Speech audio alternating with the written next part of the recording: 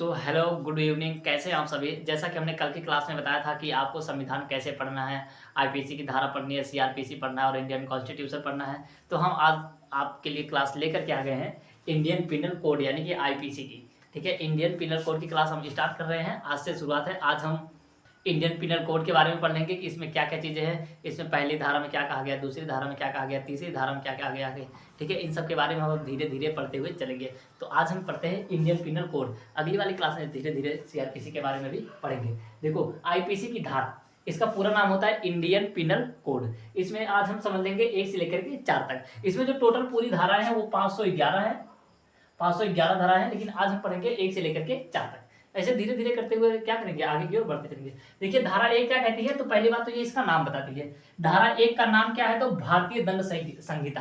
पहली मतलब इसका, इसे तो हिंदी में कहते हैं भारतीय दंड संहिता, लेकिन ये पहली जो धारा है वो यही बताती है इसका नाम। इंडियन पिनल कोड को हिंदी में क्या कहा जाता था, भारतीय दंड संहिता, यही उसका नाम है। और ये लागू लागू कहाँ होगा, इसको पहले कह रहे, ये पूरे भारत में लागू होगी। पहली धारा में क्या बताती है, उसका नाम बताती है।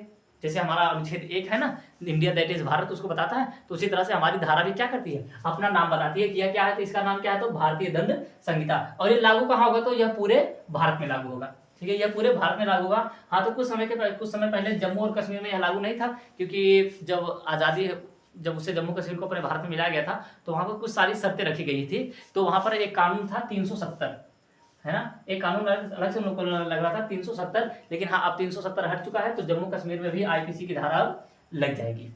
ठीक है, तो आईपीसी की धारा पहले यही बताती है कि उसका नाम, पहली धारा में क्या लिखा हुआ है, उसका नाम भारतीय दंड संहिता, और बताया गया है कि यह पूरे भारत में लागू होगी, यह पूरे भारत में लागू होगी। नीचे हमने एकदम विस्तार से भी लिख दिया है कि आईपीसी का पूरा नाम क्या है, तो इंडियन पिनल कोड, और यह लागू कहाँ होगी। देखो, पहली धारा यही बताती है कि इसका पूरा नाम क्या है और यह कहाँ पर लागू होगी। पहले में क्या है, पहली धारा बताती है अपना नाम और ये कहाँ कहाँ पर लागू होगी। अब हम लोग चलते हैं दूसरी धारा की ओर। तो आईपीसी की धारा 2 ये बताती है कि यदि भारत के अंदर अपराध किए गए हैं तो उसे भी आईपीसी के तहत ही सजा दी जाएगी। किसके तहत, तो आईपीसी के तहत ही सजा दी जाएगी। यदि अपराध कहाँ हुआ है, भारत के अंदर, यदि कोई बाहर का व्यक्ति आकर के, देखो आगे ये लिखा गया, यदि चाहे वो भारतीय हो या विदेशी, अगर भारत की सीमा के अंदर विवाद हुआ है, अपराध हुआ है, तो उसे सजा किस वजह से, किस कानून के आधार पर दी जाएगी, तो आईपीसी की धारा के तहत। अब ऐसा नहीं है कि जैसे कोई, मान लेते हैं सऊदी अरब क्या, कोई आदमी बाहर में आकर के किसी का हाथ तोड़ देता है, और सऊदी अरब में हाथ तोड़ने का कानून बना है कि इसका भी हाथ तोड़ दिया जाए, मतलब हाथ के बदले हाथ। लेकिन तब उसे भारत के आईपीसी धारा में देखा जाएगा कि कोई व्यक्ति किसी का हाथ तोड़ दिया है तो इसके बदले में इसे क्या प्रावधान है, हाँ 6 महीने की जेल है, तो उसे 6 महीने में जेल में डाल दिया जाएगा। ऐसा नहीं है कि सऊदी अरब में कानून बना है कि हाथ के बदले हाथ, तो उसे उसका हाथ ही काटा जाएगा, देखा जाए अपने आईपीसी की धारा में, और जो भी प्रावधान रहेगा उसी के हिसाब से दे दिया जाएगा। ठीक है, तो सीआरपीसी मतलब वही क्रिमिनल प्रोसीजर कोड में जो भी प्रक्रिया रहेगी वही सारी भारत के हिसाब से चलाई जाएगी। ऐसा नहीं है कि जैसे अगर कोई दूसरे जगह के व्यक्ति, उसके यहाँ हो सकता है कि किसी का हाथ तोड़ने पर फांसी दे दी जाती हो, तो यहाँ पर फांसी नहीं होगी, उसे सजा दी जाएगी आईपीसी की धारा के अनुसार। हमारे भारत के जो हमारी आईपीसी की धारा वो यही बताती है कि चाहे कोई व्यक्ति भारत का हो या फिर किसी कहीं दूसरे देश का हो, विदेश का हो, अगर अपराध भारत के अंदर हुआ है, कहाँ हुआ है, तो भारत के अंदर हुआ है, तो उसे आईपीसी के तहत ही सजा दी जाएगी, कोई अलग से उसके लिए कानून नहीं आएगा। ठीक है, तो अब हम लोग चलते हैं आईपीसी की धारा 3 की ओर।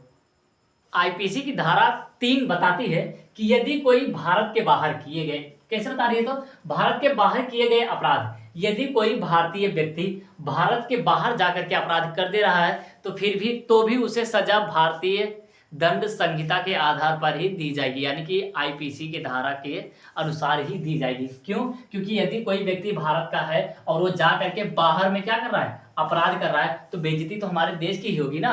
जाकर के वहां पर लड़ाई झगड़ा कर रहा है, तो वो कहा कहेंगे धत इंडियन आकर के साला झगड़ा लड़ाई कर रहा है, तो फिर क्या करेंगे, तो भारत सरकार की बेइज्जती होगी ना, तो उठाएगी डंडा मारना शुरू करेगी तुमको, मतलब वही आईपीसी की धारा के तहत तुमको क्या कर देगी, सजा सुना देगी। ये देखो कहा गया, यदि कोई भारतीय नागरिक भारत के बाहर जाकर के अपराध करता है, भारत के बाहर भी जाकर के अपराध करता है, फिर भी उसे आईपीसी के तहत सजा सुनाई जाएगी। यदि हमारी आईपीसी की धारा 3 यही बताती है, यदि भारत का व्यक्ति भारत से बाहर जाकर के कोई अपराध कर रहा है तो उसे आईपीसी की धारा के तहत सजा सुनाई जाएगी। जैसे देख लो, एक तो हम सिंपल सा बनाए हुए, देखो भारतीय नागरिक प्लस क्या कर रहा है, तो विदेश में जाकर के अपराध कर रहा है, इज इक्वल टू आईपीसी की धारा के तहत उसे क्या किया जाएगा, अपराधी घोषित कर दिया जाएगा। अब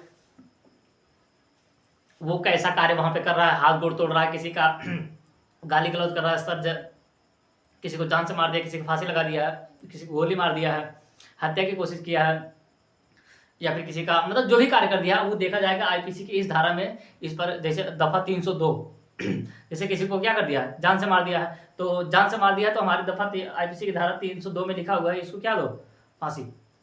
हाँ, हाथ तोड़ दिया तो उसके लिए अलग प्रावधान है। तो देखा जाएगा कि आईपीसी की किस धारा में तुम किस लायक हो। ये तो अभी शुरुआत हो रही है ना, विदेश में तुम अपराध कर रहे हो, जैसे मान लो हाथ तोड़ दिए तो हाथ तोड़ने के लिए अलग से धारा बनाई गई है।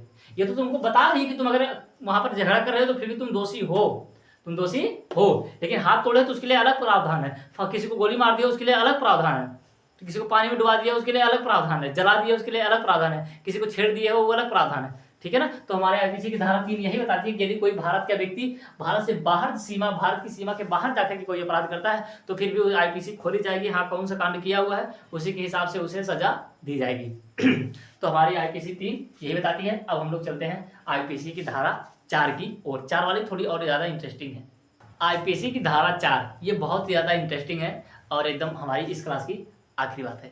देखो इसमें क्या बताया गया कि भारत के बाहर किए गए अपराध, इसमें भी भारत के बाहर ही किए गए अपराध, लेकिन इसमें थोड़ा अलग है। जैसे कैसे, देखो तो ये किन किन पर लागू होगा, भारत के बाहर भी अगर अपराध हो रहा है तो कौन कौन के से विषय पर लागू होगा।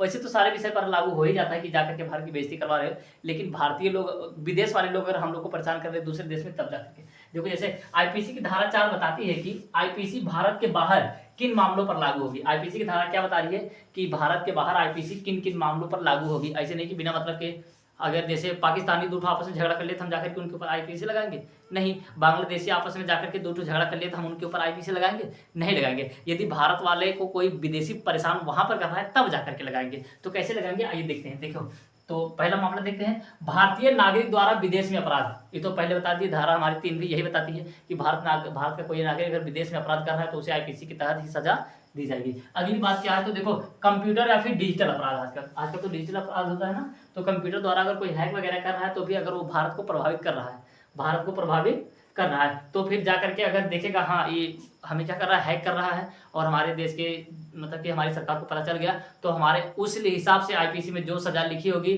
जो प्रावधान दिए गए होंगे वह विदेशी व्यक्ति के ऊपर भी वही लागू होंगे, चाहे वो व्यक्ति विदेशी हो या फिर अंतर्देशीय, मतलब दूसरे देश से तीसरे देश का हो, उसके ऊपर भी यही सारी प्रक्रियाएं लागू होंगी जो हमारे आईपीसी की धारा में लिखी गई है। उसके यहाँ उस पर क्या कानून बना है उससे कोई लेना देना नहीं है। जैसे अभी एग्जाम्पल हमने दिया था कि जैसे दुबई में कानून बना है कि हाथ के बदले हाथ तोड़ दिया जाएगा, लेकिन अगर वही व्यक्ति भारतीय किसी व्यक्ति का हाथ तोड़ता है तो फिर उसे हमारी आईपीसी की धारा खोलकर देखी जाएगी, हाँ हाथ के बदले यहाँ पर क्या है तो 6 महीने की जेल है, हाँ तो उसे 6 महीना जेल में डाल दिया जाएगा, ठीक है।